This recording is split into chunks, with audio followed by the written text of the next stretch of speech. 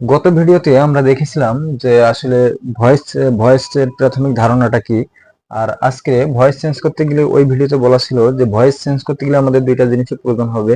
একটা হচ্ছে সাবজেক্ট থেকে অবজেক্টে কিভাবে রূপান্তরিত করতে হবে, এবং দুই নাম্বার কথা হচ্ছে যে টেন্স অনুযায়ী বিভার বসবে এবং তার সেই ভার্বের মূল পাস্ট পার্টিসিপল বসবে।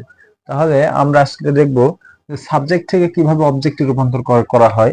আমাদের এই সাবজেক্ট থেকে অবজেক্টে রূপান্তরগুলো কণ্ঠস্থ মুখস্থ করতে হবে। যে আই থাকলি মি হয়, আই থাকলি মি, উই থাকলি আস, উই অল থাকলি অল অফ আস হবে, দে থাকলি দেম, ইউ থাকলি ইউ, এবং যদি হি থাকে তাহলে হিম, সি থাকলি হার, ইট থাকলি ইট, ইট থাকলি ইট।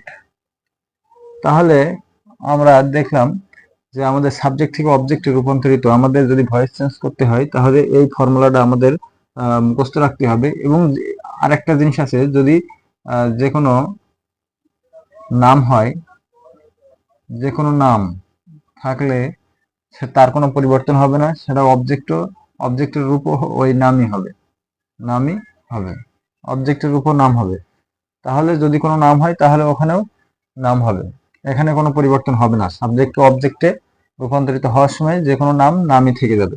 তাহলে আমরা এই চারটা খুবই সুন্দরভাবে ফলো করব এবং মুখস্থ রাখতে হবে। যদিও অ্যাক্টিভ থেকে প্যাসিভ ভয়েসে রূপান্তর করতে হলে এই চারটা খুবই জরুরি বিষয়।